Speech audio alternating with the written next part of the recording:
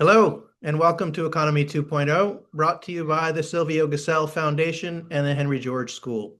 My name is Josh Sidman. First, a word about our upcoming episodes. 2 weeks from today, on July 1st, we'll be holding our first ever roundtable episode. This is something we plan to do on a regular basis going forward. In the roundtable episodes, we'll welcome back guests from past episodes and bring them together to discuss their respective views about specific topics. In this first roundtable, the topic we'll explore is the question of whether recently developed digital technologies may create the potential for the first time in human history to extend the trust-based dynamics that govern economic coordination within families or small communities, but which cannot operate once a group becomes too large for all of the participants to know each other personally. This limitation has meant that for all of human history, once an economic unit grew beyond a certain size, something other than trust, based on direct personal relationships, had to take the place of trust in order to hold together an economic group and enable it to continue functioning. This meant that trust, the glue that holds together families and small communities, had to be replaced by something else when it came to coordinating activity in larger economic groupings. The question now is whether it might be the case that recently developed technologies like blockchain make it possible to overcome the limitation that has always prevented trust-based systems from growing beyond a certain size, thereby making it possible to create extended networks where people do not know each other personally, but can still coordinate economically on the basis of trust. To discuss this topic, we'll be bringing back Will Ruddick, Toyin van Sambeek, and today's guest, George Lovegrove, and we'll also be joined by Michael Meehan, who has not previously appeared on Economy 2.0. After that episode on July 1st, we're going to take a summer break for the rest of July, and we'll resume our regular schedule in August. Okay, before we get started with today's episode, I'd like to mention that we are now set up to receive contributions from anyone who feels that this series is something worthwhile that they'd like to support. When we started last year, we were doing episodes once a month. The schedule of guests quickly filled up, so we decided to do episodes twice a month.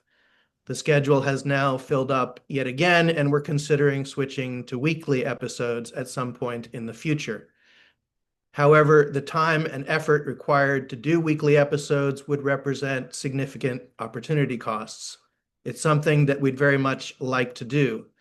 Some financial support from the viewers would make it a lot easier for us to make the investment of time and resources. So if you'd like to help make all of that happen, you can go to the donations page at silviogesell.com and make a contribution. We'll put a link to that page in the description of the YouTube video. All right, a brief word about how these episodes work. Economy 2.0 is meant to be a conversation. Anyone who is with us live via Zoom is welcome to join the conversation at any time. In order to do so, please use the raise hand function, which can be found under the React tab on the Zoom toolbar at the bottom of your screen. If you have your camera turned on, I'll add you to the screen when it's your turn. You're welcome to use the Zoom chat, but I won't be able to monitor it, and the chat will not appear in the video recording. So if you have something to say, I encourage you to raise your hand and join the conversation. Lastly, I want to remind everyone that these episodes are recorded and will be shared on the YouTube channels of both the Silvio Gesell Foundation and the Henry George School. All right, let me bring in today's guest. George Lovegrove is originally from the UK, but now makes his home in Dubai, where he's a full-time crypto/Web3 developer. He's also the founder of the Web3 Association, an educational and informational resource for the crypto and Web3 space. And he's the creator of an alternative economic model he calls Contributionism. George first reached out to me last year in reference to the course I taught at the Henry George School on the economic ideas of Silvio Gesell. Specifically, he was interested in discussing Gesell's proposal for demurrage. For those who are unfamiliar, demurrage is a consistent, planned reduction in the purchasing power of money. Its purpose is to incentivize the steady circulation of money in all economic environments and to remedy the problems Gesell identified resulting from what he considered to be the incompatible functions of money when it serves as both a medium of exchange and as a store of wealth. George, however, was coming at the subject of demurrage from a different angle, an angle I had never previously considered. He views demurrage as a potential treasury funding mechanism for cryptocurrencies and Web3 ecosystems. If you don't know what that means, don't worry. I didn't either when I started talking to George. Hopefully, he'll explain all of that to us today. So, George, welcome to Economy 2.0. Thanks for being here. Why don't you start us off by telling us a bit about your background and professional history? How did you get into crypto and Web3 in the first place? And how has your involvement in that space evolved over time? Cool. Hey, Josh. Yeah, and thanks for having me. My background is in software. I kind of started with kind of like web and mobile apps. So I've also like a lot of startups. So I've always been interested in thinking of new companies and kind of how they're structured, which kind of is a seedling towards kind of what led into contributionism later on. I kind of got more heavily involved in crypto around 2020.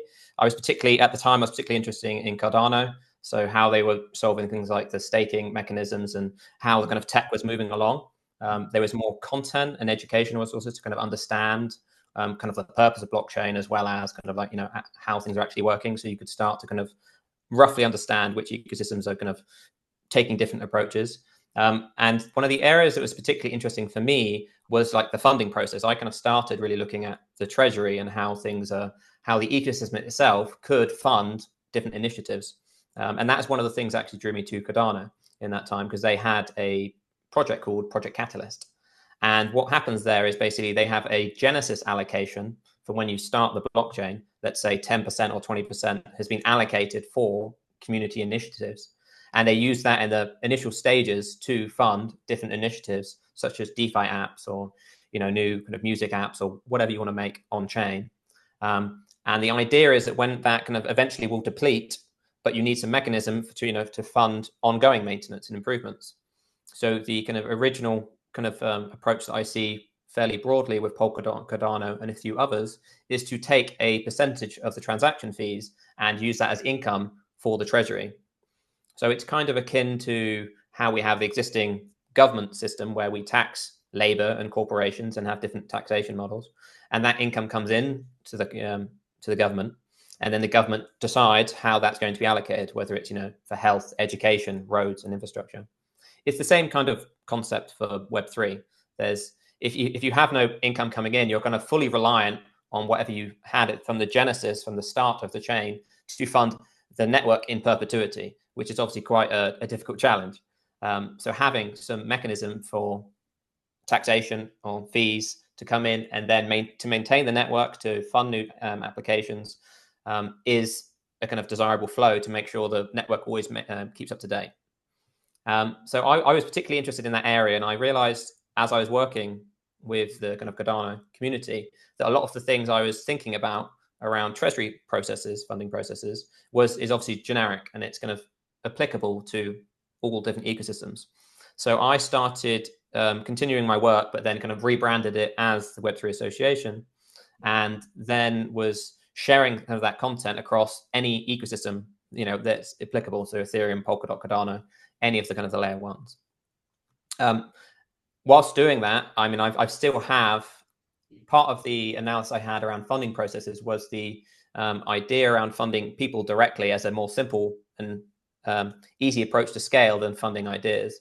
And within that, I'm thinking about how contributors could be funded for the value of their contributions.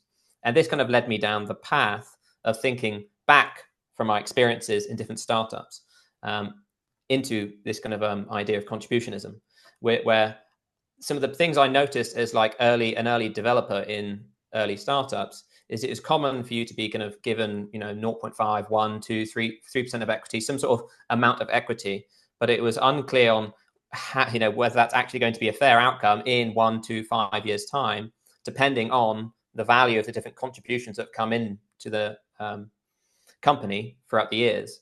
Like, it's very hard to know at that point, at the starting point, what's the value of my contribution at that point. So you're kind of guessing by doing a percentage amount, and not constantly reviewing that leads to inaccuracies in how much. A good source book that I've read around the topic, because I was nearly going to write something similar myself, is called The Slicing Pie, and that was looking at the complexities of trying to solve equity problems in early stage startups. So I had all these those kind of ideas in the back of my head when I was thinking about the problems of organizations and kind of how they're structured. And whilst I was doing all of this work thinking about the economic side and incentives of the structure of the organization, I was getting very more deep into looking at more broadly different economic theories that existed. And that actually led me to Georgism and everything to land value taxes and all of that kind of system. And I kind of binge watched quite a lot of the content on the Henry George YouTube. And very thankfully, your content came up there on there as well. And that's the only way I found out about Silvio Gesell. And then I binge watched your video course on the money side. And that gave me a more complete idea of some of the different problems that exist across different areas. And that has led me to be thinking about, okay, I could continue to work on contributionism as an idea for improving the organizational model. I could spend some time on land and thinking about how we solve that problem, or I could spend time on money and think about how that applies. What's the intersection of these ideas and Web3, and which of those areas will be most impactful for society and moving us forward from the economy we have at the moment into the economy we want kind of in the future that kind of solves kind of the big problems we're seeing. And I know we've had a lot of back and forth conversations about this, but I feel the general trend of things that like the short kind of problem that we're trying to solve, I think, with each of those, and I think these are the three main areas, is land, money, and organizations. From what I found so far, is this problem of unearned income, is that you're receiving some sort of gain for things that you didn't do, or and it's not necessarily black or white. With contributionism, it's more complex, but with the land one, it's a case of you own some land or you're leasing some land, and there's people doing contributions around that land that make the land more valuable. You didn't do anything, but you get the increased value of that land at the moment.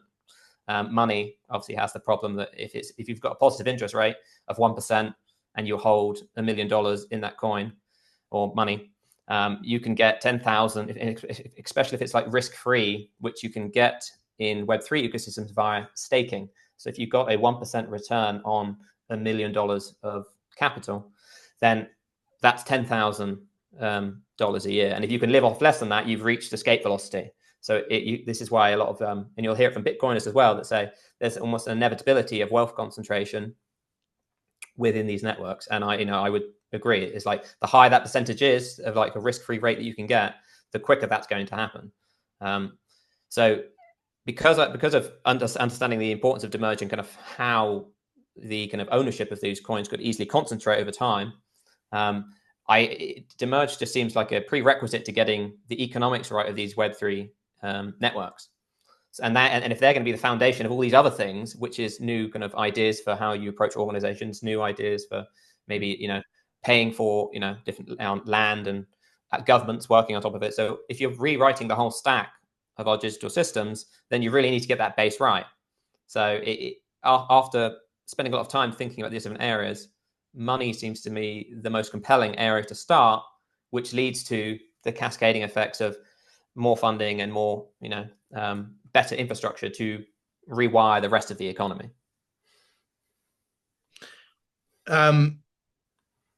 Getting in touch with you and learning about your perspective has been very helpful for me in terms of gaining a better understanding of the crypto slash Web3 space, and I was hoping that you could perhaps enable the audience to do the same. I'll say that my understanding of the crypto space prior to meeting you and a few others was not very positive. I started interacting with crypto people on the basis of my belief that they had identified an important problem, which is the nature of our conventional form of money, but that for the most part, and the most part in crypto at this point is Bitcoin, and and others that are not as large as Bitcoin.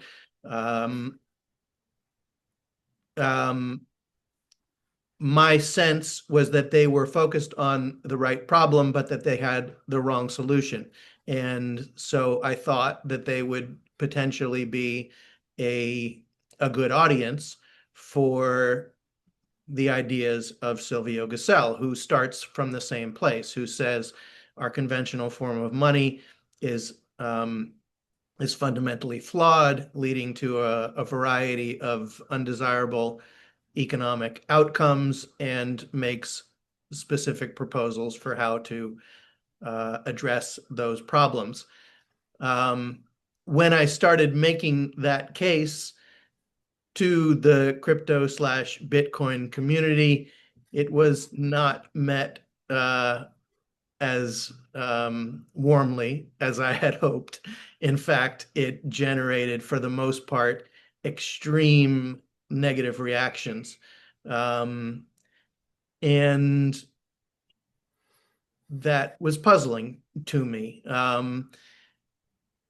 So, so I was hoping that you could kind of give me and our audience perhaps a more balanced view of what crypto and Web3 is or could be all about, because I think a lot of people, for good reason, see a lot of it to be two things: one, gambling, and two, people just trying to enrich themselves, and justify that with a veneer of um, lip service to other causes, but where what really drives them is they want to get rich. Um, how would you address someone who's coming to crypto and Web3 with that impression, and convince them that no, that's not right, or that that is right? But obviously you've chosen to make your career in this space, so you presumably believe that it is about more than just getting rich. Um, so what would be Yeah, your sort of primer for those who are new to this whole space? yeah. I mean, I guess to start with any kind of new network or technology that can grow from nothing to something huge, there's always going to be a lot of money involved. And that can be for things that are not good for society and things that are good for society. Happens to be that this is something that can be very good for society, but there's this, there's still alignment that people can also make good money from it.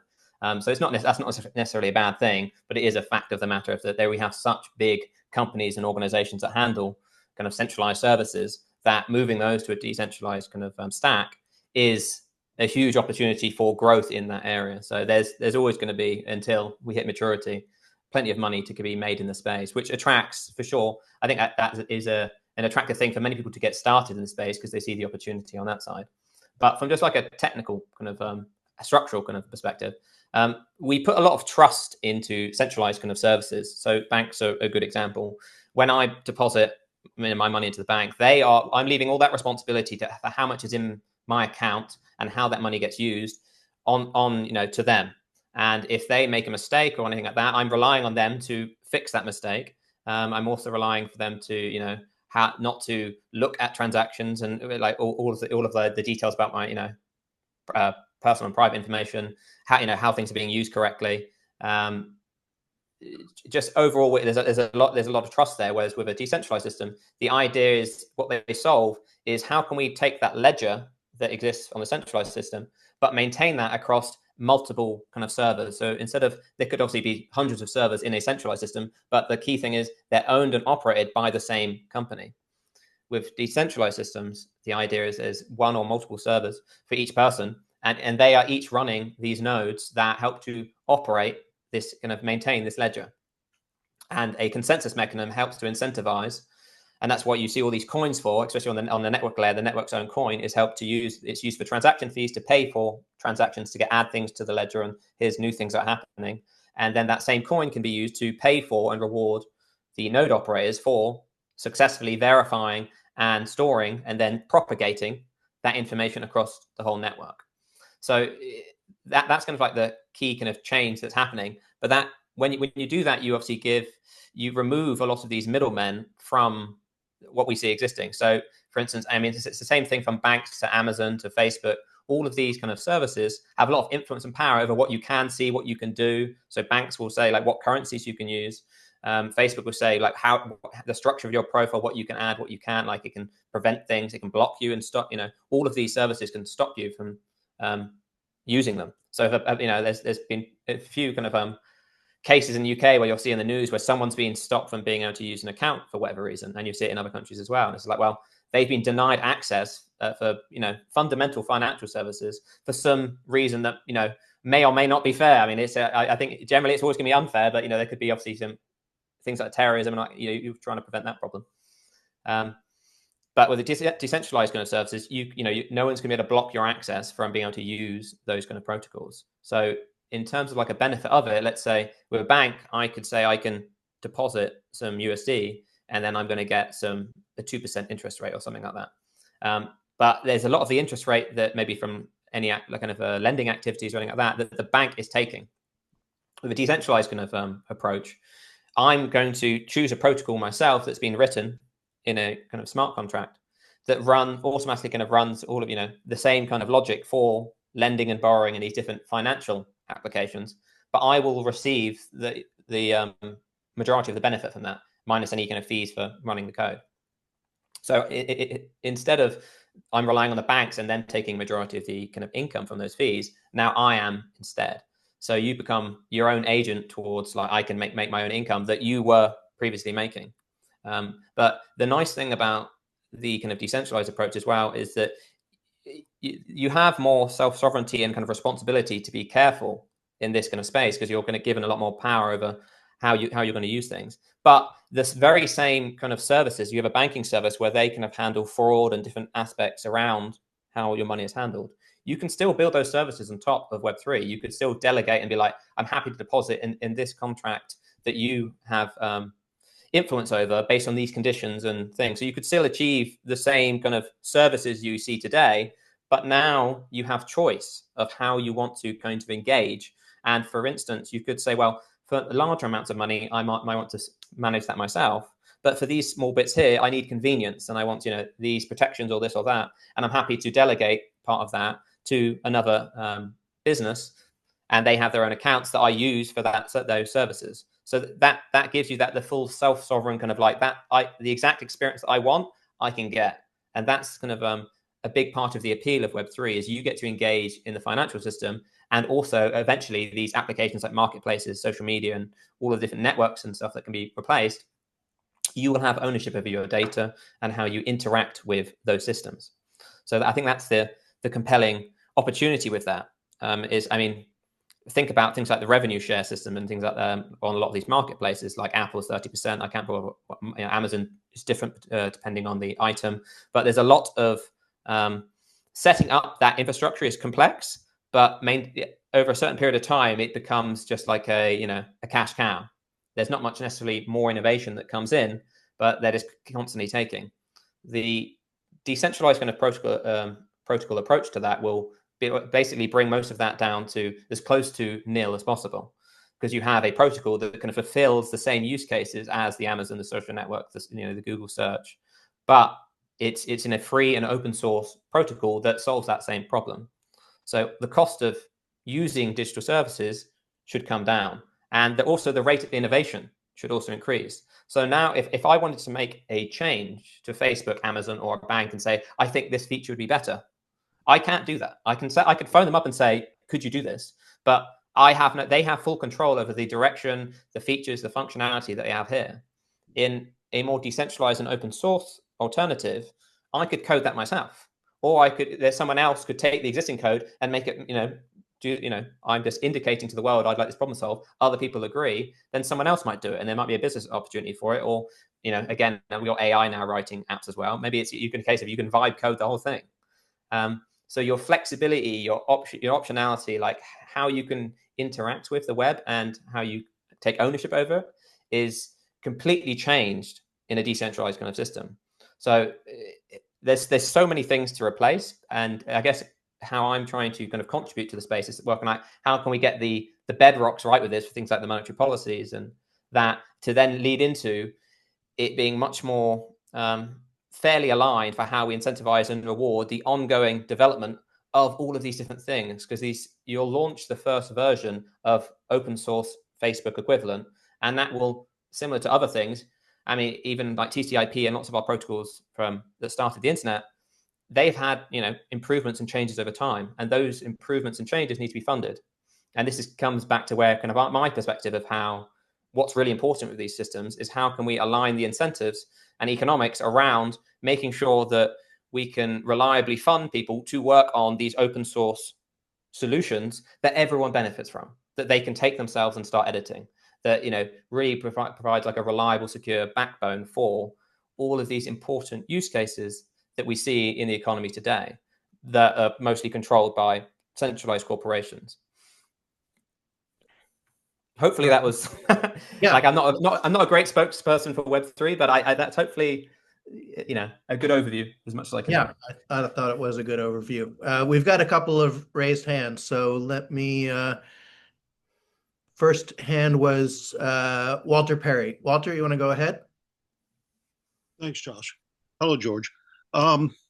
Since you're using the Web3 brand, I'm assuming that you're using Ethereum type transactions rather than UTXO type transactions. Am I correct? It could be either. Like I'm not.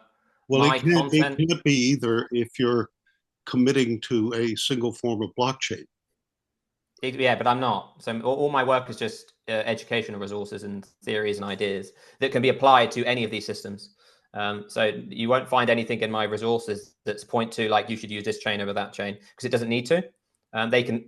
Each of these chains could adopt those ideas. And obviously I do have opinions on those things, but that's very, very off topic for the technical side of. There's no actual implementation, no working model of your transaction process.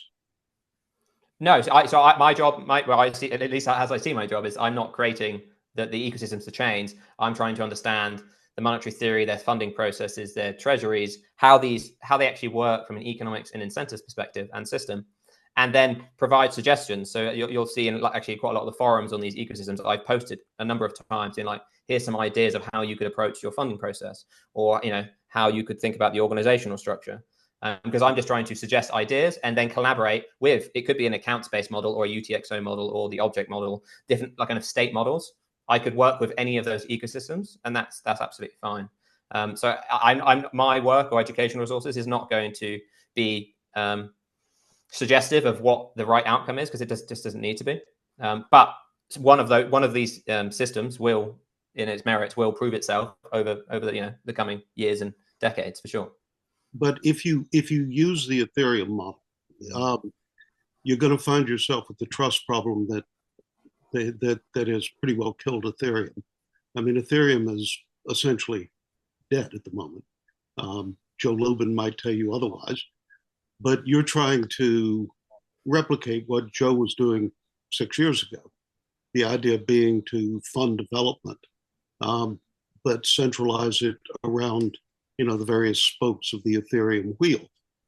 But it seems to me that's going to require a specific transaction model just as a place for people to get started, because you're going to have to use that transaction model not only for transactions in the underlying coins, but also for the demurrage, the contributionism, whatever sort of central administrative transactions you want to make space for.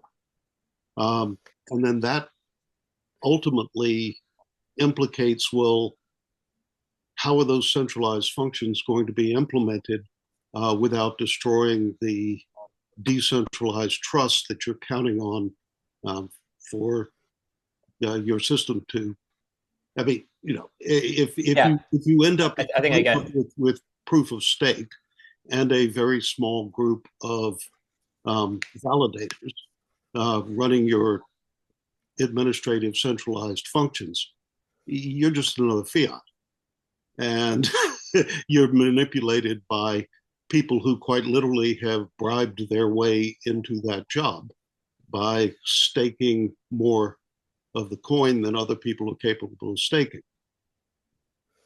Yeah, so there's with the ideas that I'm working on now around demerge and how that could be applied to Web3. And at the moment, the suggestion that's come up is a network coin tax to simulate the effects of demerge. This idea of how you could, and how that can improve the monetary system, or as a fungible asset, the network coin and the networks. I've not seen that adopted in any layer one at all.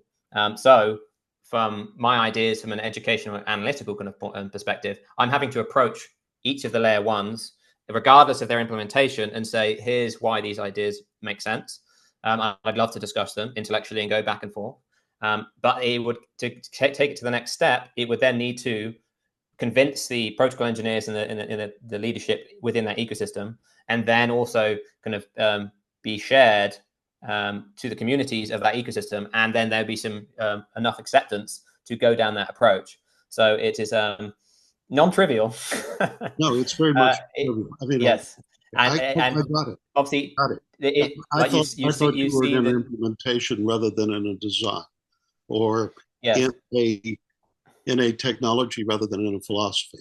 I'll contact you offline. I think we have much to talk about. Yeah, sounds good. Sounds good. Always willing. All right. Thanks, Walter. We've got another hand raised. Giannis, let me add you to the screen. Go right ahead. Thank you. Thank you, George, and thank you, Josh, for hosting this. I have two questions. You mentioned that there will be monetary inflows into the system. And so in other words, your system monetarily is not going to be its own universe. So like you can have fiat influxes in there, in additional to the coin that you're going to be using. Did I get that correctly or not? So with some of the work I've been doing recently, I've been thinking about where does money sit in Web3, and does the network coin. So these ecosystems have create a network coin. So for Ethereum, it's ETH, for Solana, it's Sol, for Cardano, it's ADA, that help to reward the node operators, and people use it. The demand side is for paying for transaction fees. That's the kind of traditional model we see at the moment. And part of the work I've been doing is trying to think about, is that coin also suitable for being the medium of exchange?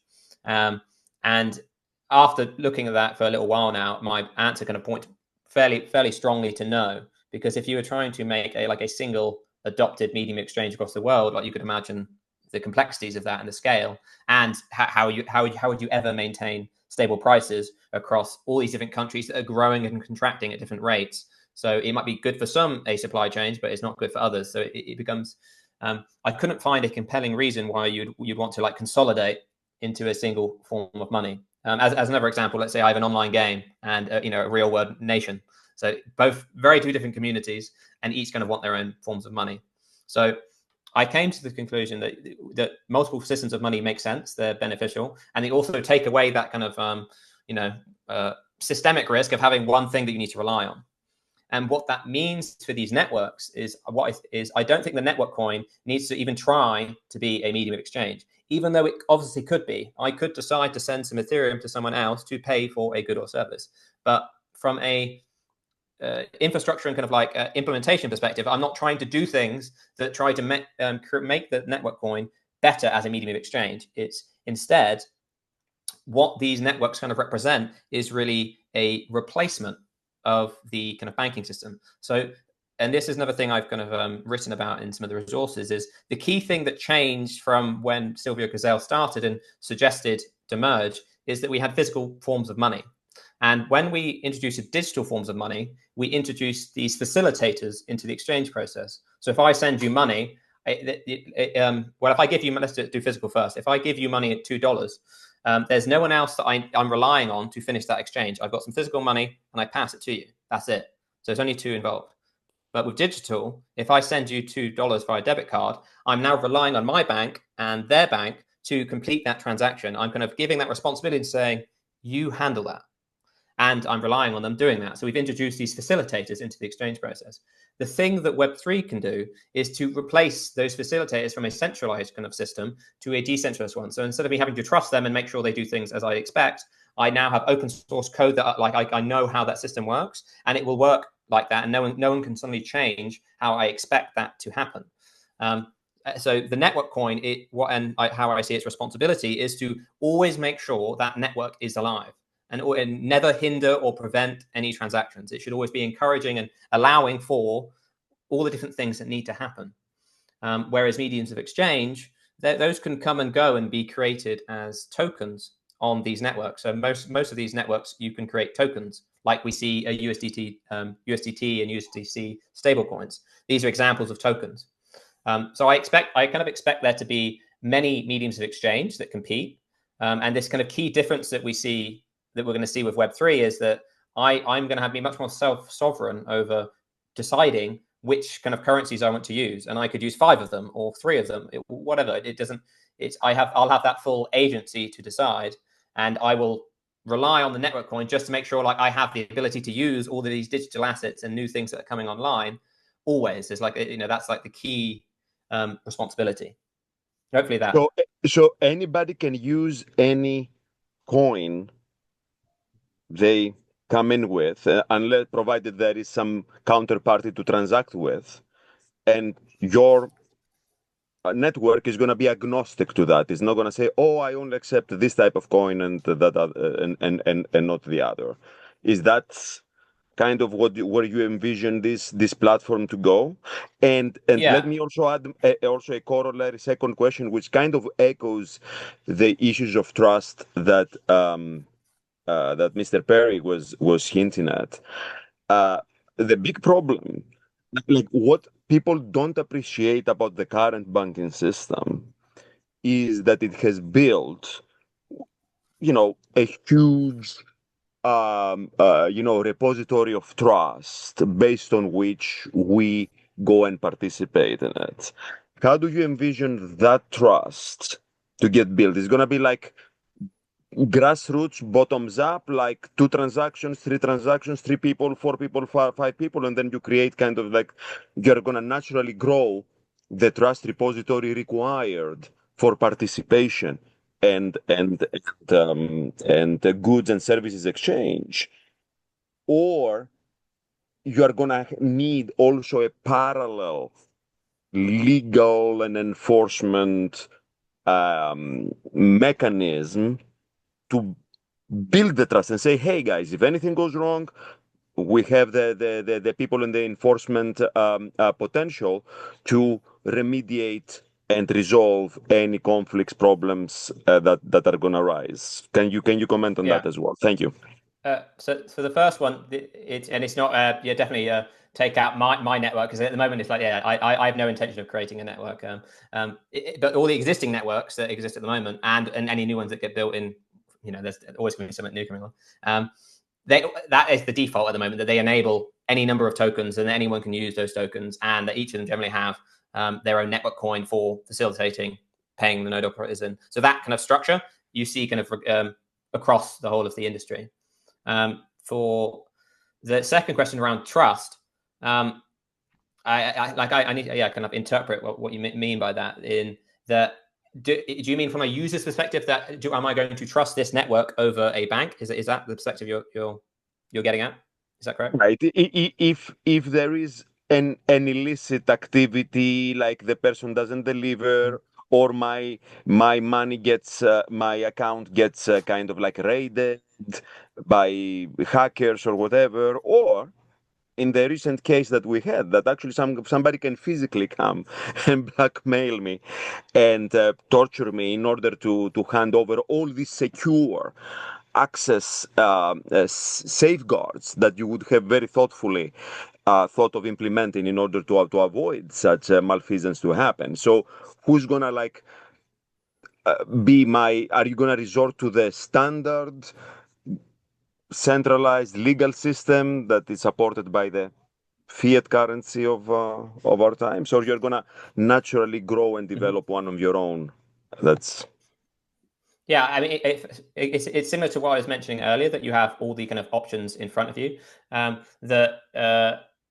instance, on like identity and stuff. So if I send you a transaction, it's just a standard account to account, then I'm taking on all the risk of that's a permanent transaction. I can never get it back. But if I wanted to use a service where it goes into escrow and does some certain checks or balance, checks and balances before it does that, then that system can be created and I could adopt it. There could also be, so another moving trend that is I'm particularly interested in is self-sovereign identity. So I should be able to attach things like credentials and evidence of me being a certain, it could be educational background, professional background, like my identity is like a driver's license.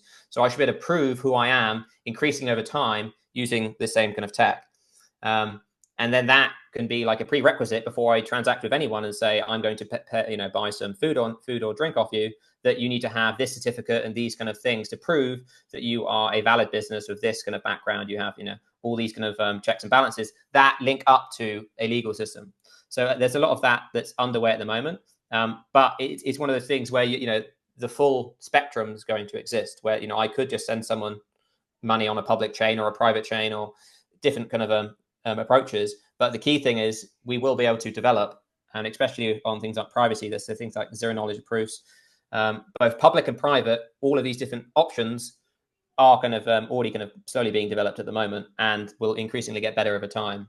So we will be to have these systems that match a similar kind of experiences to what you'd see in the centralized kind of system, but they can actually be even more trackable and more kind of legitimate, because it's like, well, only I can sign my private key. And for things like wallets, for instance, even that's really improving over time. So one of the things that we have at the moment is like a ledger and a seed phrase. And that's just one approach that has its concerns that if someone gets my seed phrase, they can take all of my crypto. And there's already a number of ecosystems and wallets that look at multifactorial approaches for solving that problem. So it could be, I could decide to bring in my friend, or, different kind of approaches or sign-ins from different kind of systems to aggregate towards, like, do I have authority to kind of actually, sign this transaction? So there's going to be, again, more optionality on that side as well, where you can kind of say, I want this to be secure based on these factors, and then that's how things can be sent or signed in this. So how secure you want things to be, and how like kind of laborious it is to kind of get something done is kind of going to be up to the user, which is part of the joy of the open source kind of decentralized model is really that kind of plurality of options. So you engage how you want to based on your risk appetite and ease of use and all these different factors.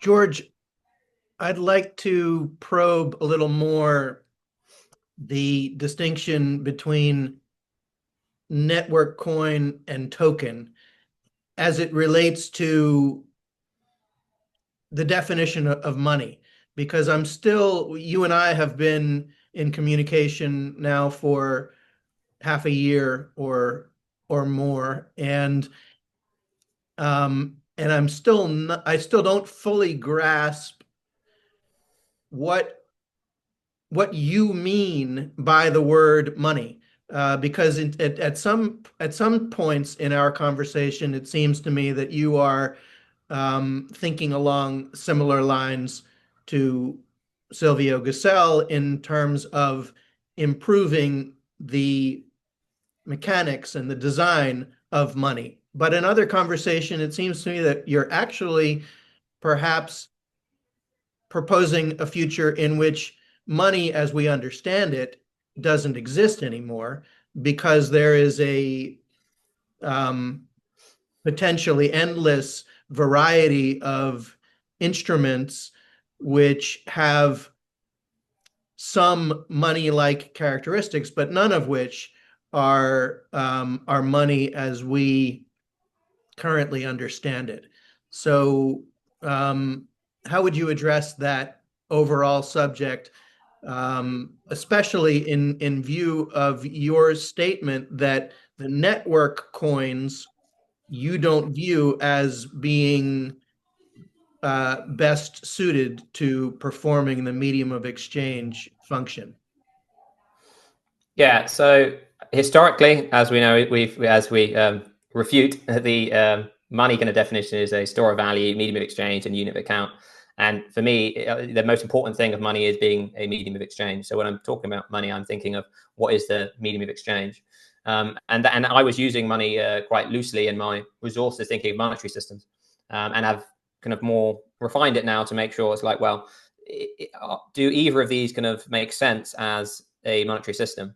And because of the kind of the logic that I don't think we're going to have a single, like one single kind of adopted form of money in the future, and that we benefit from having multiple. So then each community or nation state or game or whatever can have its own medium of exchange that solves its own use cases, that they can keep the price stable with their own kind of variables. I think that is kind of where we're heading to in terms of the optionality of what I'm going to use for medium exchange. So I think how at the moment it's kind of we are given a national currency, and I'm still not deeply opinionated on whether that we have the existing kind of USD, USD, Great British Pound, and all different currencies exist, and they all go towards these kind of stable coins, and that persists for a long period of time. Or we have separate communities that start up that make a better system of money, and then that becomes the more prevalent thing in different regions. Or so how it actually unfolds is I think that almost the wild west of exploration, because we've created what the network coin is really responsible for, is making sure you can use, create, and maintain these tokens, these potentially different systems of money. And because I'm kind of accepting that I think there will be many systems of money. Well, it's like, is there a value in the network coin trying to embrace the responsibilities of being a medium of exchange? Because the responsibilities are not light of trying to maintain stable prices. So if you've removed that responsibility, then the network coin can behave in a different manner than it would do if it was trying to be also a medium of exchange. So I see the network coin as a fungible asset, and the one that is required by everyone to use that network. And because it is this fungible asset that people can own and use, it has the same advantages to consider the impact of the merge and how it can make sure that that doesn't concentrate over time. So if I can make a staking reward or lending and borrowing, so I can lend my coin out for a low risk, and I can easily achieve a 1, 2, 3% return, then you create this environment where wealth can, or at least the network coin can, concentrate increasingly over time. So the very same mechanics of the merge are going to be applicable to anything where you really cannot enable that to happen. And if you want to rely on something for the long term, and it's like, well, this isn't going to stagnate and cause like friction and problems, then I think demerge is a very compelling solution for that. So for both, and that's going to apply obviously for both the mediums of exchange to get creating the tokens and the network coin. I see demerge as being an important solution for both of those. Okay, let's help me understand better network coins, because Bitcoin is a network coin, right? Yeah, BTC is the coin, yeah. Ethereum is a network coin. Well, yeah, so Ethereum's the network, and then ETH is the network coin. Yeah, and you'll see obviously all over the different cryptocurrency boards. Okay, and a token is something that anyone can create and design their own rules and functionality to perform to serve a specific use case. Right. Now, the network coin, its sole function, if I understand you correctly, is to enable transactions to happen. Is that right? Well, it's, yeah, to maintain and operate the network, to make sure that it's people demand the coin to use for transaction fees, and the coin is then those transaction fees get used to pay for node operation. So it's a simple kind of demand and supply of node operators that kind of that's its key responsibility. It could also be used for other use cases, but when you think about these other use cases, you've got to think about, if we're going to implement things that make it better for those use cases, are we degrading its usage here, or making something that's a systemic risk? This may be a technologically ignorant question, but I'm going to ask it anyway. What if some kind of technological quantum leap happens such that transacting can be accomplished without cost? If that were to happen, would network coins suddenly become irrelevant and unnecessary? So this is something that I've been actively, the trend with transaction fees is they are going lower and lower and lower. And that the problem with that is obviously it's like, well, is it making enough income to pay for node operators? Like, what is that going to be the limiting factor where you can't lower the transaction fees anymore? And one of the approaches I've kind of mentioned in the resources is that, well, introducing something that can simulate demerge, like a network coin tax. So if you hold coins in your wallet idle, and there is a small taxation fee, that tax can be used to pay for the node operation. And that can mean that the transaction fees can be reduced. It doesn't necessarily they can be made free, because then you have a spam problem. If they're free, I can just spam the network repeatedly and just get a load of different servers to do the same thing to kind of bloat the network. So you need a way to prevent this kind of DDoS attack. And one way that could be achieved potentially in the future is if we had things like self-sovereign identity solutions that are baked in to the network. I'm not at the stage where I can say whether that will or will not happen. Hopefully that kind of solution could eventually work. But the key problem you have there is like a proof of, to be like Sybil resistant, to prevent, to have some kind of collateral and, reliability to this identity. You need something that makes it Sybil resistant, some sort of proof that I am in fact a human, and that if I do the actions of trying to spam the network, that my usage of the network could be limited or something like that. So I'm doing something that's aggressive and attacking the network, then there could be some punishment for that in terms of like collateral I got staked, or some sort of different mechanism to prevent me from doing that again. But this is a very hypothetical at the moment. Like, I'm not too sure whether what's going to be achievable on that front. So if it is, then yes, we could have free transactions where instead the node operators rely on a different kind of income source, which is from the network coin tax. And it's not out of the question that the network coin, that multiple systems of money could be used for paying the node operators. I'm not. The complexities with that is that each of those tokens are kind of managed by a subset of the community that could exploit or change that system in a way that benefits themselves suddenly. Whereas you have the scale of the network coin that everyone uses, and it's that scale that kind of gives more security. If you can make a very simple implementation of it, then it helps with the reliability. And the risks of kind of using other approaches and tokens is that it needs to be as reliable as these other approaches, or it needs to meet the threshold of that you cannot break the system. Because if these networks are going to continue to get global adoption, they become very similar to a space launch, a rocket launch, where it's mission critical. Like, if this goes down, people die. Like, people can't transact, they can't do things, their whole lives are going to stop. It causes massive problems. So the key thing with how these are implemented, and whether we achieve kind of free transactions, is can we maintain that level of security and reliability? If we can, then you should keep the fees. If we can, then obviously yes.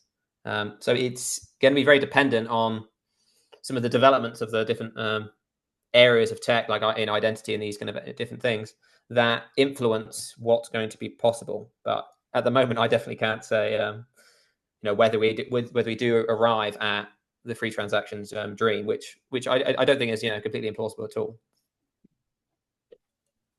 Yeah, I find it fascinating to think about because such a large portion of the crypto space is is is about trying to pick the winner, right? And the Bitcoiners, of course, believe like they have all of these articles of faith, like there is no second best. Bitcoin is a once in humanity innovation, and it can never be replicated. Whereas it appears to me, and it seems that your answer to my question confirms the notion that the need at all for a network coin may at some point disappear. And then what becomes of these established network coins that have, Bitcoin? What is the market cap of Bitcoin at this point? $2 trillion or something like that. Does that just would that just evaporate if that technological challenge gets unexpectedly solved in a different way?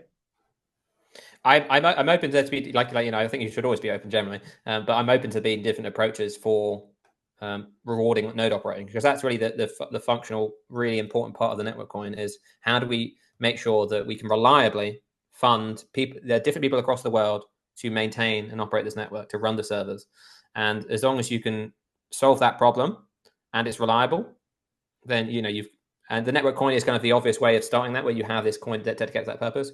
But yeah, the alternating kind of approach could be multi kind of token kind of fungible asset approach, because this node operator accepts these 5 different things, and this node operator accepts this, and this is you can have automatic exchange that I'm just going to pay with this, and it gets exchanged automatically for the thing I'm looking for. I mean, yeah, I'm open to it. I mean, I wouldn't say I'm that well informed on whether whether there is a reason to be like it's absolutely not possible. But yeah, so I wouldn't speak with any high confidence at this stage, but always open to the potential that could be a case.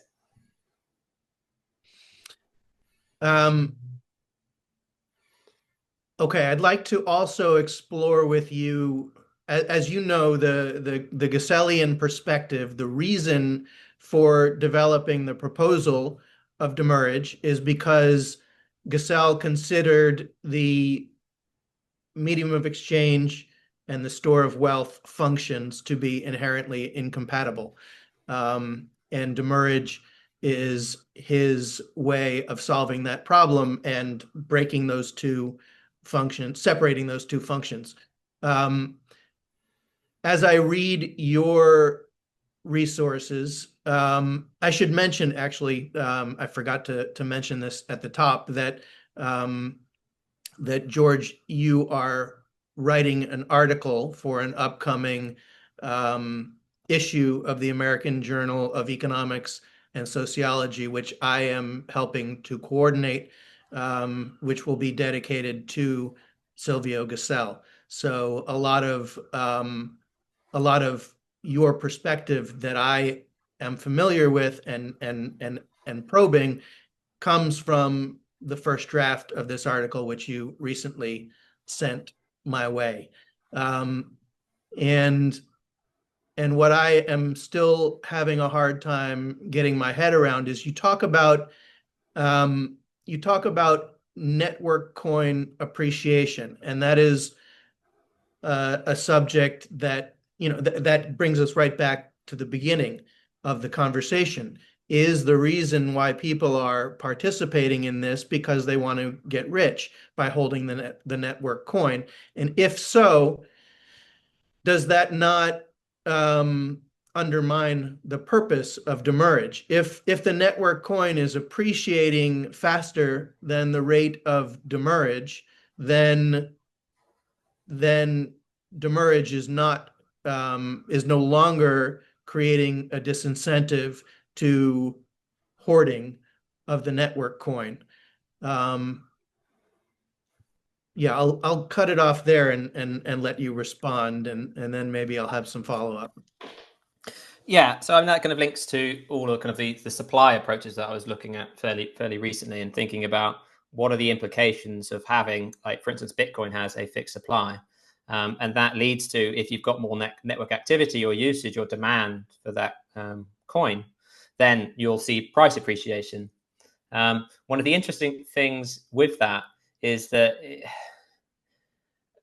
so the four kind of areas I was comparing was this kind of contractionary, fixed, expansionary, and kind of elastic supply models. There's different ways that the coin supply could change.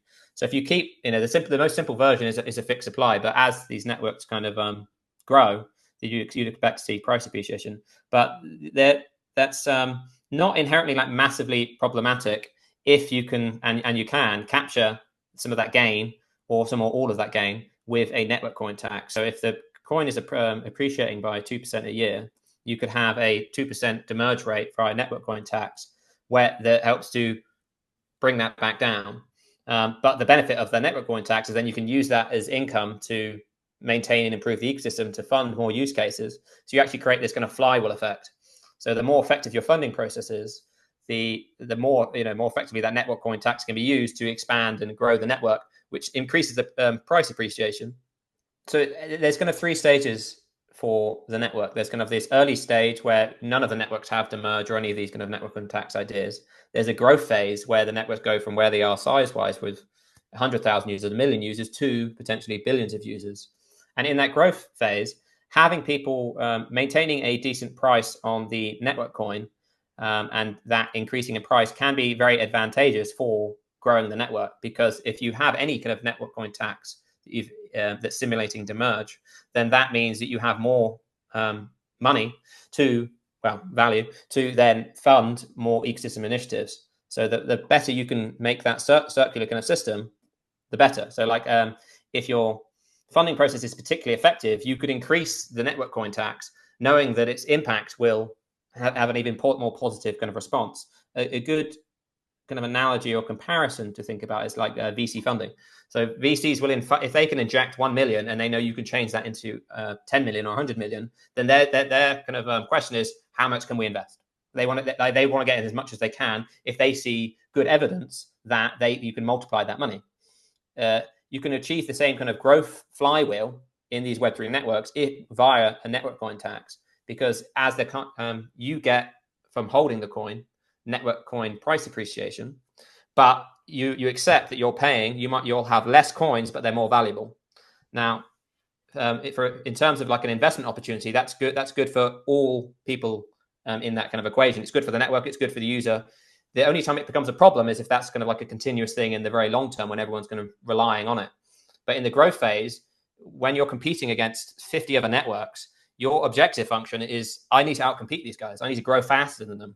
So if you're giving away some price appreciation, some gain in that short term, that's kind of like, that's a fine thing to accept, because if your network wins, well, it doesn't, the rest don't matter anymore. And then the growth of the network will naturally come down because it matures, and then demerge is simulated, because if it stays around a similar amount, then you've got that kind of demerge rate.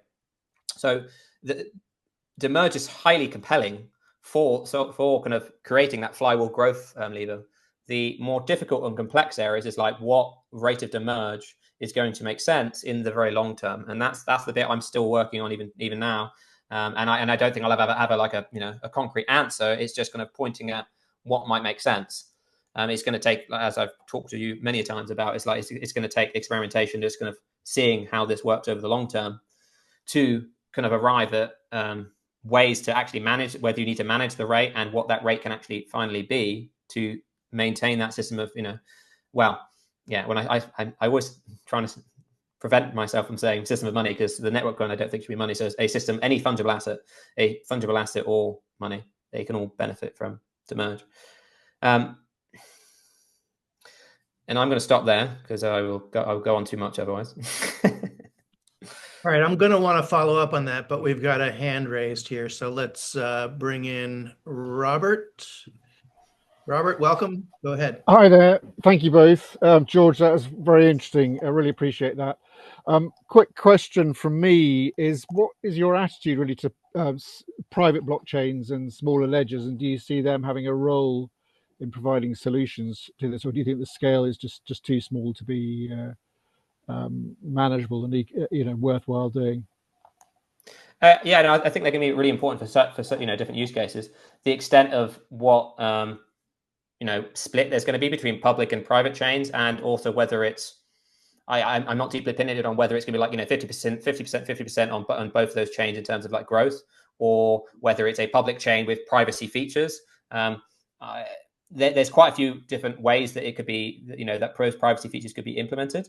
It's not my area of kind of expertise to kind of comment too much. So I mean, I can tell privacy is going to be obviously a huge part, especially some of those. So for instance, zero knowledge proofs is a way that I want to be able to, if I've got a driver's license, I want to be able to prove to you that I'm over 18 or 21, but without having actually have to show you my driver's license. And we already have some tech that makes that possible, that you can use in the identity space, the self-sovereign identity, that I think will get lots of more adoption. So then you can only expose what you need to interact with different services and things like that. So all of that's going to continue, but exactly how it's going to work on the network layer and some of the implementations, and whether we have to have a private chain at the base layer, is kind of beyond where I've kind of spent much time. I'm kind of, again, on that one, probably open to a few different options of how that could actually unfold. I'm it's only so much I can forecast. Yeah, no, thanks. I guess one of the things I'm getting at is, I work at the moment in the sort of payments industry, and one of our great sort of banes is getting transactions per second. And when you're dealing, basically keeping the end user literally happy, and if you've got something that's going to be too big and too clunky, attached to Bitcoin or whatever, it's going to be a slow transaction process. So I don't know how you sort of speed that up without creating smaller blockchain networks to operate with basically a smaller number of people. And effectively, so you're cutting off the length of the blockchain so that it's not just ridiculously long and slowing down the transactions that are possible. Yeah, so as like an example, on an existing layer one, you could create something like something called like a state channel, where you're kind of creating a new environment where you could have super really rapid transactions, and you might not necessarily be using the existing network coin, you might be using something else, and you might be able to achieve some privacy within that and then close it down at the end. So that's kind of like using an existing open and permissionless kind of network that's public and trying to build privacy features on top of that. But you could also have like a chain that's already private from the layer one, where you could do something similar, but it might be slower. And both of those approaches could work. What ones are going to receive the most adoption, and because it depends on obviously the use cases and requirements. This is where I'm unsure. So this is why I see a wide plurality of ways that these things could be implemented, but I'm unsure on which one. I don't have a very informed opinion about which one I think is going to be the dominant approach. Does everything go on a public chain and then you build all these privacy features on top, or do we actually have to have a private chain? At the moment, I'm unsure. Okay, thanks for that. All right, I want to continue to investigate your vision of what I'm understanding as sort of a life cycle of competing networks, in which at one stage of the life cycle, the network coin you consider it desirable for it to perform a store of wealth or growth of wealth function, because that creates a motivation for people to move toward that network in competition with other networks, but that a network then reaches a point of maturity, at which point does the network coin stop performing the store of wealth function? And if not, do you not end up with the same wealth concentration problem that motivated Silvio Gesell's work in the first place? Yeah, I'd say it's a pretty good kind of explanation. So it's like when you're in the growth stage. I mean, as an example with social networks, and when we had things like Facebook, MySpace, Bebo, all these different kind of social networks that exist, it's like your objective function in the phase where there's lots of competition is like grow as fast as possible. Because if you're a network, then there's a big case for it being like winner takes all, or or it could be a winner, only a few in the end. So many of the networks that we see today will fail. And a few of them, or whether that's 2, 5, or 10, I can't say at this point, but a small amount of them will probably exist already, will succeed. So for them to get to that success, you need to do anything you can to increase the growth rate and adoption and all of the metrics that increase the adoption of that network. And this is where the demerge and via a network coin tax can really help with, because you're just kind of making an investment function by like just buy and hold the coin and use it because at the moment, a lot of these networks only have limited amount of use cases. So it's kind of like you could say, oh, use the network. It's like, well, what for?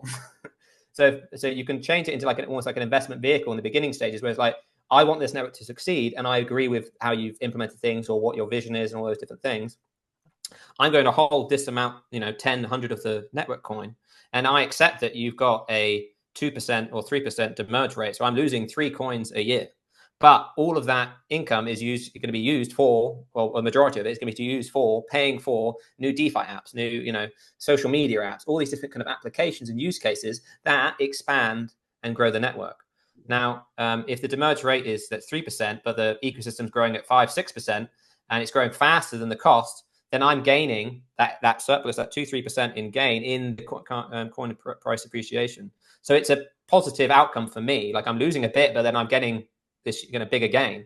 And also I have more confidence the network's going to succeed if it's outpacing the growth of other networks. That's a key thing you want to see. Is if I'm seeing stagnation, and it's like you might have what you think is a perfect end model for incentives and alignment, all of that. But if the network is only this size and it's not growing to this size, you've got a problem. So in this growth stage, that's a huge focus of the network. Like how can you accelerate and make a huge flywheel? And that is, to me, is just like the slam dunk of demerge, and how you can apply it in these Web3 networks is via the network coin tax and funneling it through to funding each of these kind of initiatives. So instead of, and this is kind of more the current model you see, is that you have VC kind of venture capital kind of firms that are funding different ecosystems, like different DeFi protocols, and them receiving the kind of award and the early tokens for those kind of arrangements. Whereas with a network coin tax demerge kind of model, you're saying anyone that invests into the network will receive the benefit from price appreciation from what happens in the ecosystem. So we can fund those same things from a more neutral source that everyone wants to contribute towards. So the whole kind of funding model becomes more aligned from an incentive perspective if you adopt demerge via a network coin tax and fund things through the treasury to improve it. But this growth phase is not something that lasts forever. So when we get to these more later stages of the network, well, the growth rate now slows down. So if you've still got the same 3% growth rate, the network might now, because it's so big, and the law of diminishing returns, like at some point that's going to start dipping towards the 3% or 2%. So at one point you're not making a gain, it's just maintaining. And then in the year after that, you might be losing a little bit. But that's exactly the point where you really need the demerge to really kick in for dispersing the coins and making sure that incentivizing the more productive use. And in these later stages of the network, you're going to have all the use cases you just funded for people to use the network coin. So and as it's an ongoing thing, that coin dispersion just keeps happening. It keeps happening, and you get all of the impacts from demerge, which is like if you can't find a better opportunity than losing 3% a year, then you just sit there and keep losing 3% a year. That's fine. But if you do find a business opportunity that breaks even and you store your value, you start to consider things like that. So all of the different ideas from Silvio Gesell then become all much more prevalent and naturally occurring once that the growth rate drops down. But there's still a lot of work that I need to do on the different ways that you maintain demand for the network coin, because the argument could be is like, oh well, suddenly the network coin is just going to lose all of its value and it drops to nothing.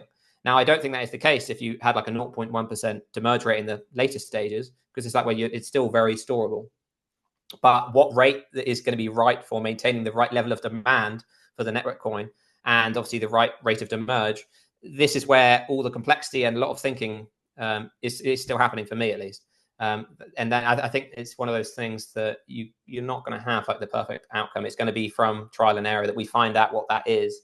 But at least for the growth stage perspective, that is where it's very exciting to adopt a merge via network contacts, because it's like, if you're an ecosystem, all you really want to do is like do everything you can to beat the other networks, and this aligns the incentives with just bringing capital into that ecosystem, and expanding it over time, and funding, just keep on funding new things.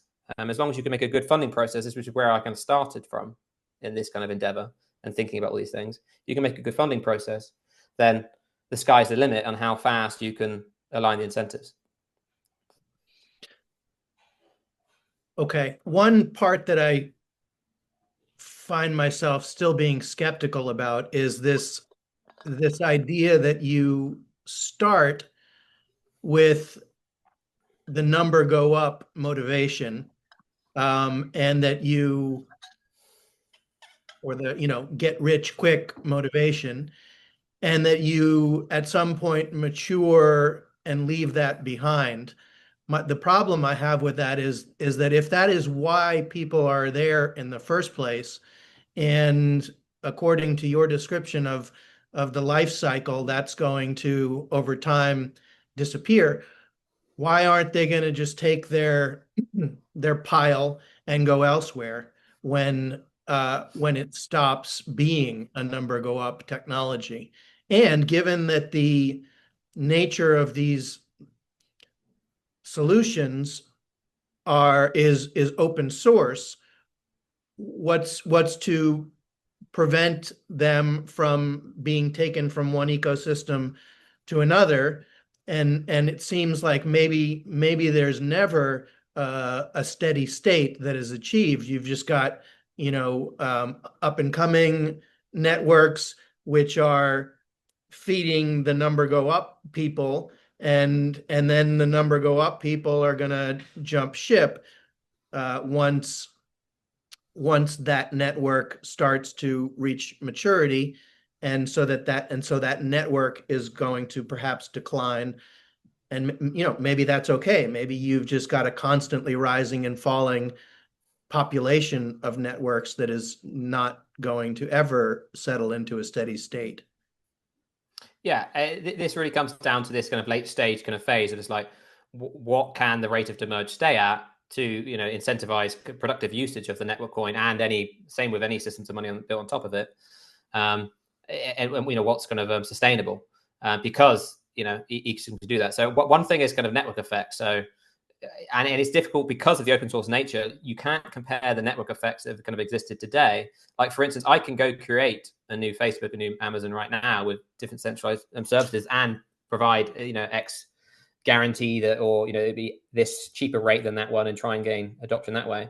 And people have tried making these different versions to try and scale to the same kind of size of these networks. But it's very difficult to do that once you have a network effects, because they get more valuable as the more users come in. That's kind of the definition. So it's hard to say how powerful networks will be for kind of decentralized networks, because we have agency and ease of duplicating networks and adopting them in that way. But you obviously still have people using the existing one, so there is a stickiness there. But like, how sticky is that?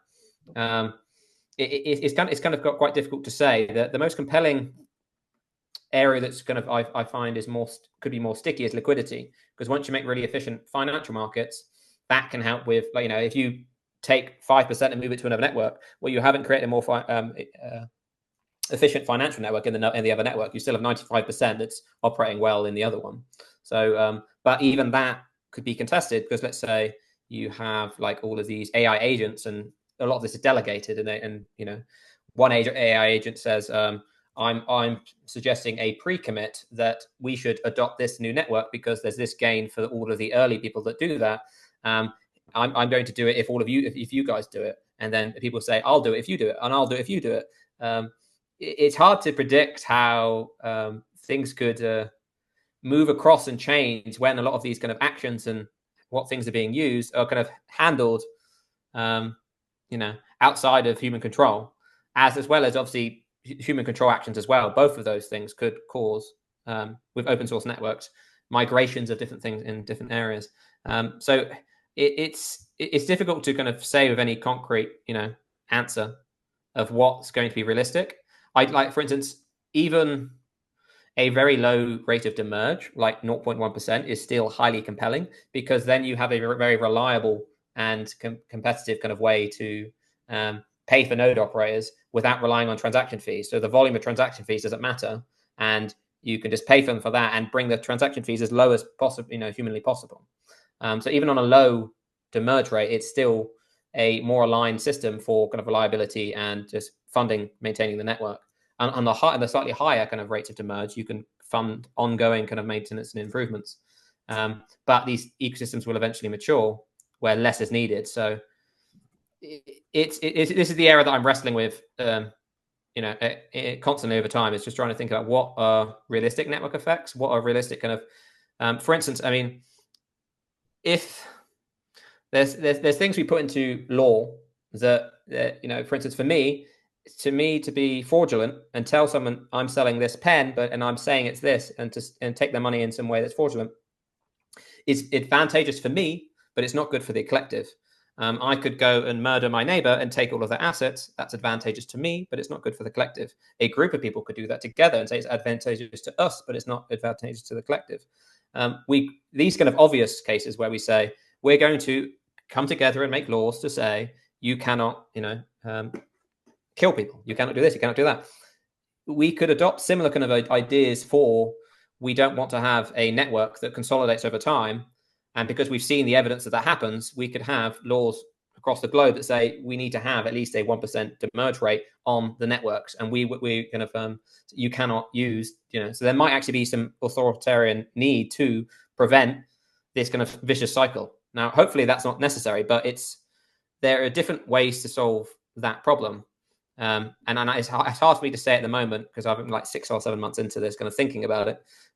What landscape and what kind of approach is going to be the most compelling for ensuring we don't just keep causing the same problems? Because if you have a storable money system, it can lead to the situation where all the early adopters get all the gain, and it's just a vicious cycle. So how many times would we have to go through that loop to be like, maybe let's collectively agree that this isn't a good system? But do we need to go through those kind of pitfalls a few times for it to? Hopefully not. I think, even if there's some data modeling, we could kind of help to show how, and we're already obviously seeing plenty of examples in real life of these examples of unearned income, to be like, well, we can prevent this, by adopting a different approach, whether it's network effects, legislation, or, a number of different ideas for kind of maintaining the rate of demerge. A multitude or a few of them could work in parallel, or one of them does the job. Maybe network effects is enough in the end, and maybe the financial liquidity is sticky enough that people don't leave. It's hard to say, I'd say, overall. But this is probably the main area that I'm now spending time, is really on this kind of later stage. I'm already convinced on the growth potential from using this approach, but it's all in that later stage of just kind of like what happens at the end, and how can we not fall into the same mistakes of the past once we've got a network that it's fulfilling its kind of potential of having all these use cases and all of these kind of adoption. All right. I'm trying to budget our time. We've got a little bit more than a half hour left, and I really want to spend some time on the different supply models and how that relates to price stability or lack thereof. But before we get to that, I'd like to take one more stab at improving my own grasp of really what Web3 is. So let's try to stop talking in generalities and take a specific case. Let's take eBay. eBay is a Web 2 business that essentially produces none of its own products or services. its entire value is based on on the fact that it has successfully created network effects and brought together a universe of individual actors who are providing all of the value, all of the goods and services, and all of the demand for the goods and services. Can you describe to me what a Web3 version of eBay might look like? Yeah, so with eBay, they obviously write all of their own code, and all of the data that's involved with, the images, the descriptions of the kind of things you're selling, that's all stored on that kind of centralized system. And they also, do a number of other things. So they're going to help with the payment processing. They're going to help with kind of maintaining your profile. They're going to help with, like, if there's a problem. Sometimes that's done by the like PayPal and the payment processors, like refunding people. So there's a number of kind of services baked into that. In the Web3 approach, is you're going to make something like a protocol that makes it easy for you to add products and things you're trying to sell into this kind of decentralized stack. So I own that data. So in eBay, they could say, no, I don't want you to list that product. In a decentralized kind of thing that, no one's going to be able to stop me or change my stuff. It's going to be based on how I want to interact with it. Some of these other services, like payments, is going to be naturally kind of handled by these tokens and different ways of kind of sending money around.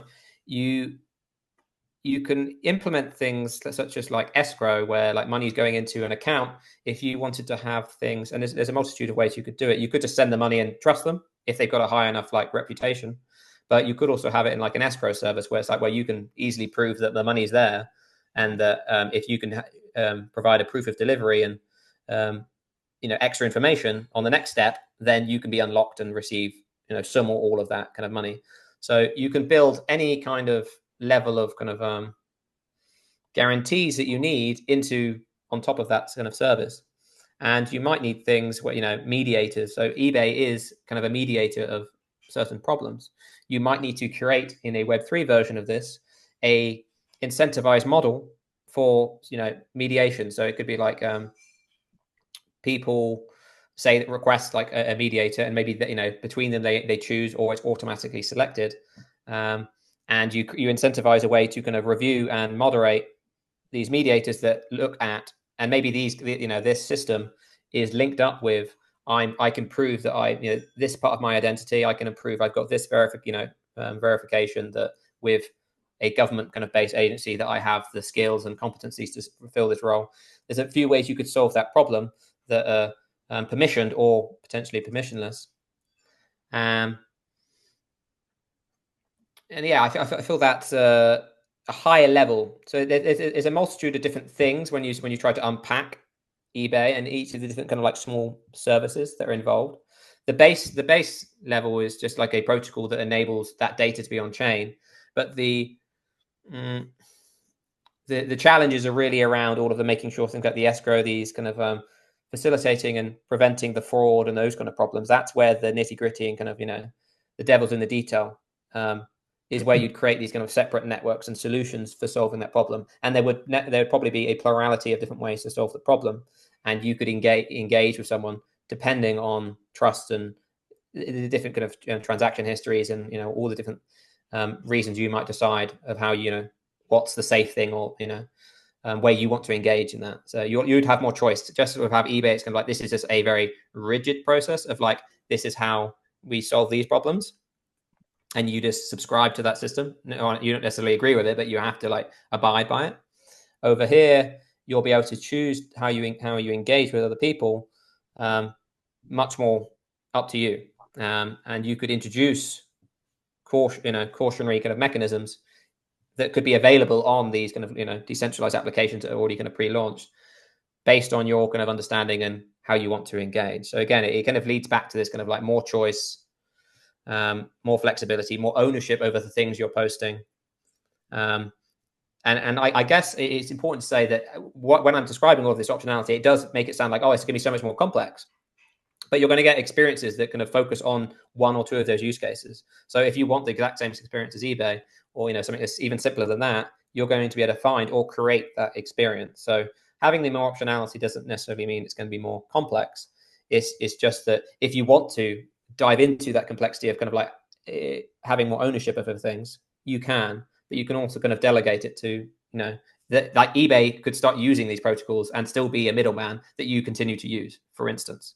But you could also be like, eBay's contributing towards me selling this item, but it's also listed more generally elsewhere.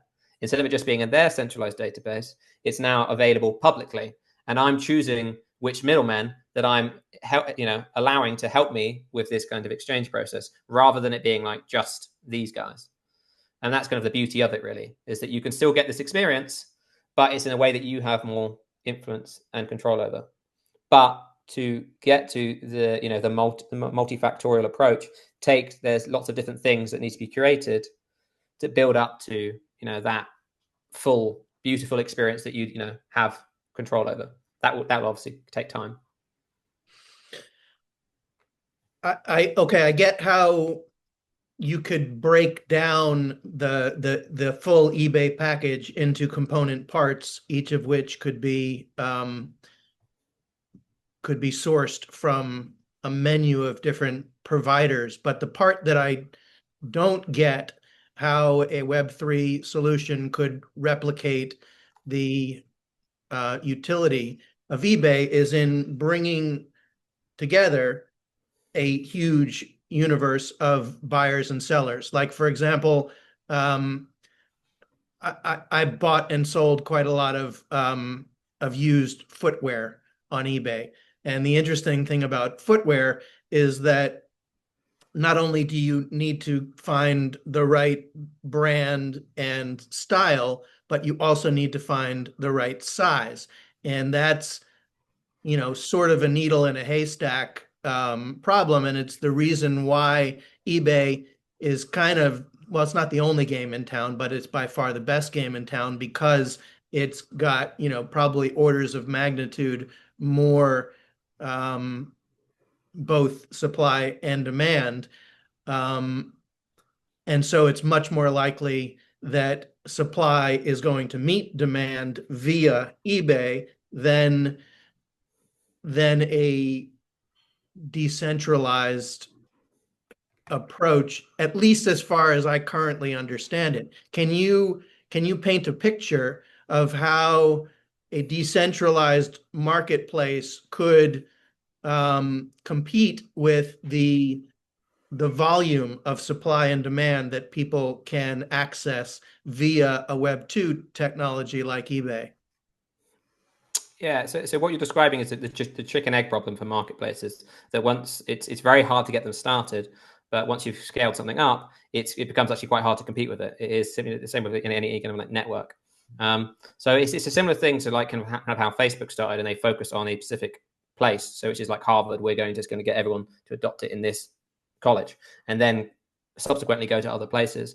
So I imagine it's going to be a small bottoms up kind of approach, such as like they could be some of these new kind of co-living kind of new kind of crypto first kind of nations that adopt fully digital rails, that also adopt ways to kind of exchange via these kind of protocols. And that could be the nucleus for starting a localized version of that then will help to refine it, and potentially then, if it is successful, scale it to other places. So I imagine it'll be the same as any other kind of network. It's this case of like where is it, you're just trying to identify which is going to be the most valuable area to kind of do a small version of it that could be successful, that then the lessons and duplication of that can just propagate elsewhere. And the hardest point for any marketplace is just getting that starting point. So it's non-trivial, but we see the appetite growing for decentralized versions, people getting involved in this industry, looking for solutions. But it's finding where is that key point to get the starting point. So it will eventually happen, but how long it takes, that's a $1 million question. Yeah, I'm gonna voice a thought and not follow up on it because of time constraints, but I wonder if perhaps AI may make it possible so that so that if you've got, a size 10 Doc Martens from 1996 pair of shoes that I'm looking for, I can find you and you can find me. We can connect without the intermediation of a Web 2 behemoth like eBay. But like I said, let's put a pin in that, talk about it some more another time, because I really want to get to the subject of supply models and price levels. Um, so so when I first became aware of the existence of digital currencies, cryptocurrencies, um, as I said, it interested me because I thought that they were motivated by a very important and compelling concern, which is that nation states who issue fiat currencies tend to abuse that power. Um, and we've seen, massive expansion in central bank balance sheets since the great financial crisis of 2008, just to avoid catastrophe. Um, we've seen, I think the Federal Reserve balance sheet has multiplied by 4 or 5 times since 2008. That's not how a healthy system works. I think most people, regardless of their ideological point of view, would agree that that's a problem. The Bitcoin solution is the fixed supply model. And I invented an analogy to communicate the reason why I think that's a very bad solution to the problem. I consider that like observing the fact that steering a ship in a stormy ocean is difficult and dangerous, and therefore we're just going to get rid of the steering wheel. That's how I see the fixed supply solution. I see it as no solution at all. But the question is, if we are going to open our minds to the idea of the money function being performed by something other than central governments, then the issue of supply needs to be addressed. How can a decentralized network adjust supply to maintain price stability? If we take it as a given that price stability is desirable and is one of the metrics whereby you evaluate the performance of a monetary system. That's something that I believe to be true, that's one of, if not the main factors that you judge a system of money by, is does it result in price stability? So this has always been my biggest hesitation in terms of jumping on board the crypto train, is could the issue of adjusting the money supply be accomplished in a decentralized way? What are your thoughts on that? Yeah, so a fixed supply is inherently appealing for a Web3 network due to its simplicity, because then it's like there's no extra mechanisms on how it changes. Like that's it, and it's like one thing less you need to worry about for like maintaining the system. So from an artificial perspective, it's like, well, that's always appealing. If you're trying to make any protocol that's going to be globally adopted, you need it to be as simple and robust as possible. Like, is any extra mechanism that adds in governance processes or kind of automated solutions for adjusting things, and it's just another added reason that it could systemically fail. So whenever you approach potentially like an expansionary or more like elastic supply approach for kind of, if you're trying to maintain stable prices, it needs to be bulletproof. If you take the kind of manual approach of governance, then you have the problems of just the scale of the problem. If it's a global audience, people using the network, it's the complexity is like, well, how are they going to be informed enough to vote on what the supply chain should be? And then the alternative to that is like, well, everyone just delegates to these kind of centralized actors. Well, they get a huge amount of responsibility and obviously it's in power as well, and centralization of kind of the decision making. There's a concern about that and how that could be abused as well.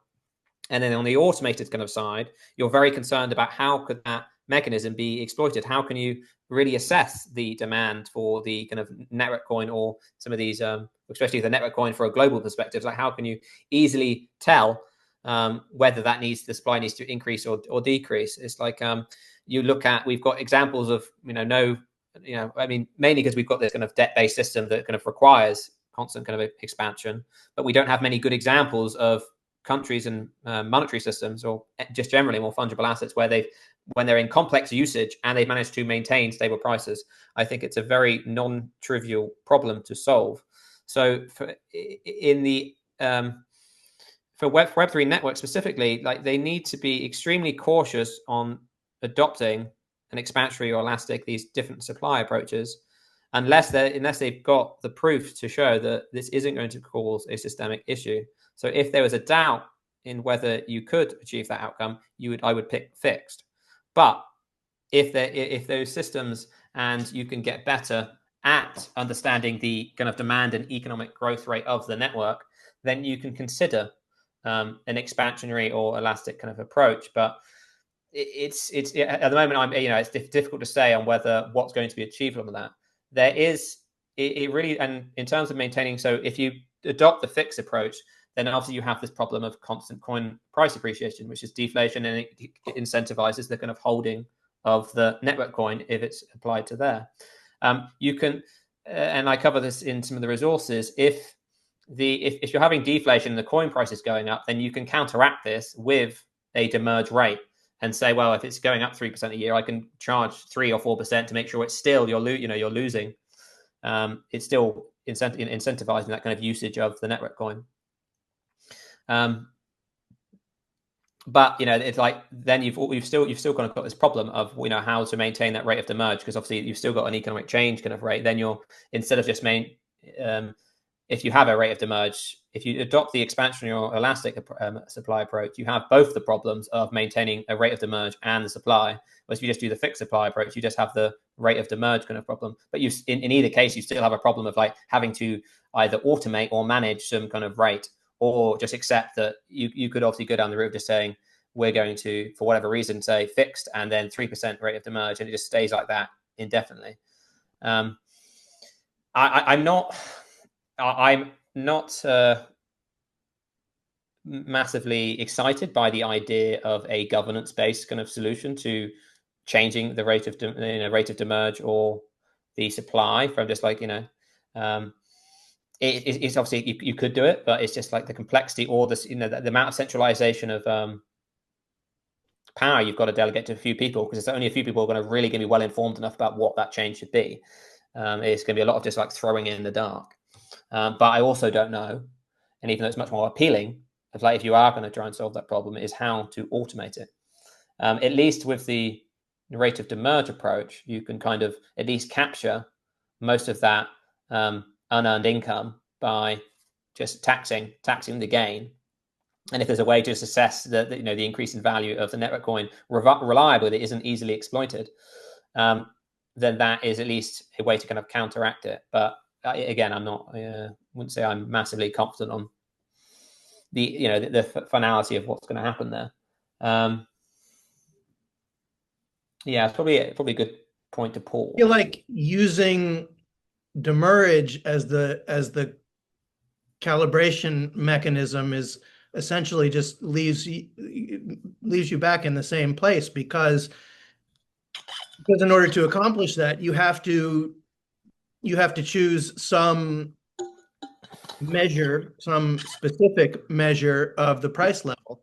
And how do you accomplish that, given that the basket of goods and services which compromises any price level is always changing? And this is, like I said, this is the number one reason why I have yet to switch over to the belief that decentralized is the way to go as it applies to money. If anyone can ever show me a a methodology that accomplishes what we're talking about right now, I will switch teams, because I think the arguments against government created money are so compelling that that you would only stick with that if you believe that the alternative is inevitably going to be even worse. And I believe that to Yeah. be the case currently. And this is why the difference between the network coin and the tokens is important, because I think I agree that obviously money needs to maintain stable prices, but the complexity of trying to maintain stable prices at a global level, and we're using the network coin, is ridiculously large. Whereas if I am in Great Britain and I have my own coin here, at least I've got a more localized set of variables and inputs to kind of try and maintain stable prices in a more local geographic region. Is more plausible. And also it's less systemically risky for something to go wrong, because it's only affecting this country and it's our own choices rather than every kind of person in the world. So I think there's a lot of room for experimentation on what you can do from a money perspective using tokens for what's adopted as the medium of exchange. But for the network coin and for the thing that actually makes sure that the network is always functioning, you have much less flexibility to introduce anything that's complex on the governance process, or that, all these kind of systemic risks. And because it doesn't need to be adopted as a medium of exchange, because you have all these tokens that can be adopted as that use case, then the stable prices kind of argument isn't as important for that. The main thing is you don't want to happen is people to accumulate it, and it's the same kind of problems of coin ownership, meaning you can't use the network. It needs to constantly be available. But there are arguments depending on, like, for instance, if you use the network coin as financial liquidity, then you want some form of as close to stable prices as you can get, or at least moderately stable. Because if I'm, for instance, getting lots of coin price appreciation, why would I bother adding it into a token exchange or some other protocol when I could just sit on the asset and it keeps accumulating? So even though it doesn't have the same exact reason of needing to maintain stable prices as money does, there is still value on that. And this is something I am still spending a lot of time on the importance of, like, for instance, and whether it has to be used as financial liquidity and some of these other use cases. And then really the devil's in the detail on this, on working out what is going to make sense in terms of kind of the supply kind of mechanism. Like, fix is always going to be desirable because of its simplicity. And then it's just kind of like, if the system can work under that model, then it's just kind of case if you want the most lightweight protocol that just enables all the rest of the stuff where you can have more influence, and and you can still obviously have mediums of exchange, these tokens that are in very similar situation, very simple, and just work with a rate of demerge, and that's it. And then you can also have managed ones, and any idea you have for experimenting with what a medium exchange could look like could be done so with tokens. And that's the kind of the beauty of this kind of a free market for mediums of exchange that is enabled by a reliable, simple protocol that's just like, well, all I care about is making sure there's people that are maintaining this ledger in a distributed fashion with all of these node operators. And as long as I can maintain that in whatever structure makes sense to do it, then all of this experimentation and ongoing changes, and money can fail and be replaced like that. And that's the beauty of getting this right. But it's why it has to be so simple and elegant. And this is where I'm spending all my time, because getting that right is the enabler of all of the stuff here. And then so many different experiments can happen as long as you get that right. But if you get this wrong, then you just lead to a point where we've done all this, and we've got to keep moving the base of what we're relying on to create these mediums of exchange, these different assets, and all these different things we're using on top of the network. That has to be rock solid. But yeah, as I've spent time thinking about how the supply could change, it's challenging. I'm not seeing I'm not seeing any good examples of existing fiat currencies where they, obviously it's partly because of the debt-based problem, but even just historically where prices have remained stable for any meaningful period of time. And the second problem is, it's like, well, do I think the complexity of the economy is going to decrease or increase over time? And I would say increase. So when you take that into account, it's just like, well, are you ever going to achieve something that's like reliable, that elastically kind of following the growth and contraction to maintain perfectly stable prices? The key thing, I think, is to be conservative. Like, if you are going to increase the supply of the network coin, is to always be conservative and do it below the economic growth rate, the demand for the coin. So you'd rather have the price appreciation go into the coin rather than assets via inflation, because at least with the coin, you can use a network coin tax to kind of capture that unearned income. Whereas if it goes into assets, where your coin is just getting less valuable, and it's very, very difficult, as we can see in our existing society and setup, that it's very difficult to tax wealth when it's expanding the prices of all the different things that exist. Then you've got to go and try and take a fraction of someone's painting, and like it doesn't really work. Whereas at least with the coin, and you're conservative, I'm much more concerned about an expansionary supply that's beyond the growth rate than I am with having some coin price appreciation, because at least with that, there's a chance to solve the problem of how can we capture that form of unearned income, where it's like, well, you're doing nothing and you're getting this coin gain. Well, the demerge rate could solve that problem.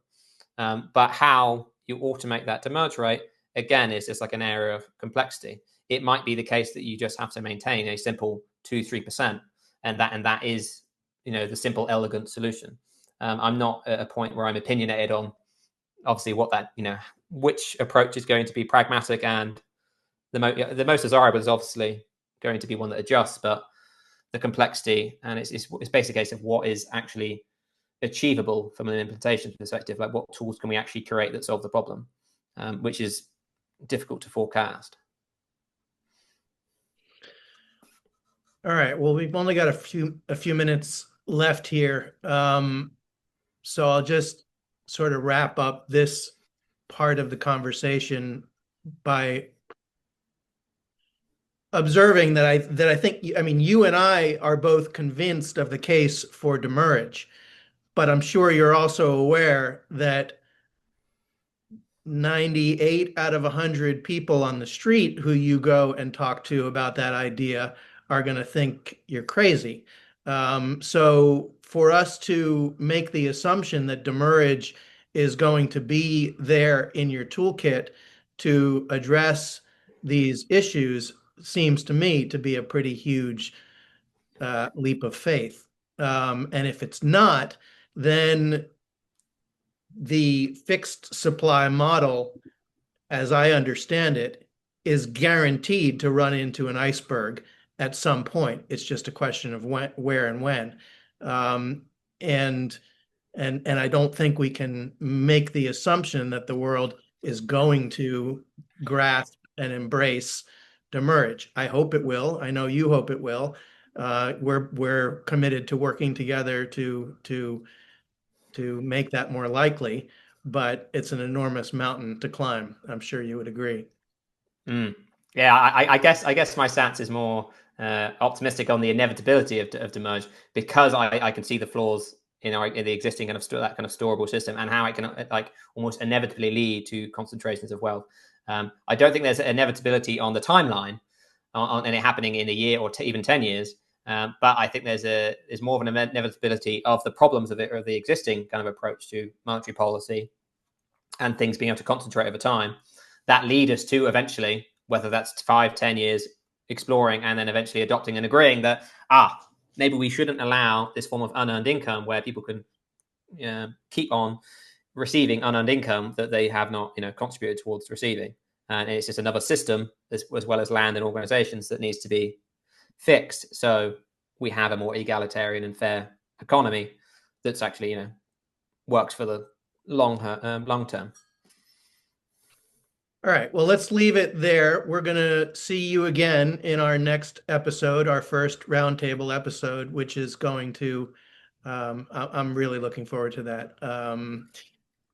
Let me give you an opportunity to share with the audience any of your resources or your website, your organization that you would like people to know about. Yeah, so I have the Web3 Association.io, and that links to 4 different websites that I have around treasuries, contributors, contributionism, the organizational model, and now more recently the Web3 economy stuff that's all looking at money. So all of the ideas I've worked on for the last few years, I always like to write things down and make sure that's how I kind of go through it and keep refining. You'll see that I've made changes to the money resources in the last few hours or day. I'm constantly refining that, and I think my experience with the merge and all that is constantly evolving at the moment. So I'm constantly trying to, test my own ideas and think like, does this make sense? Does this make sense? So you'll constantly see kind of changes on there. But that's it for everything from that you can go read at least. All right, we'll put a link to that as well in the YouTube video description. And thank you. It's been a pleasure being in touch with you offline about this stuff. I'm excited to have finally brought your perspective into the Economy 2.0 conversation, and we will continue that with a really interesting group next time. So thanks, George, and see you in about 2 weeks. Yeah, thanks for having me. All right. See everyone next time. Bye-bye.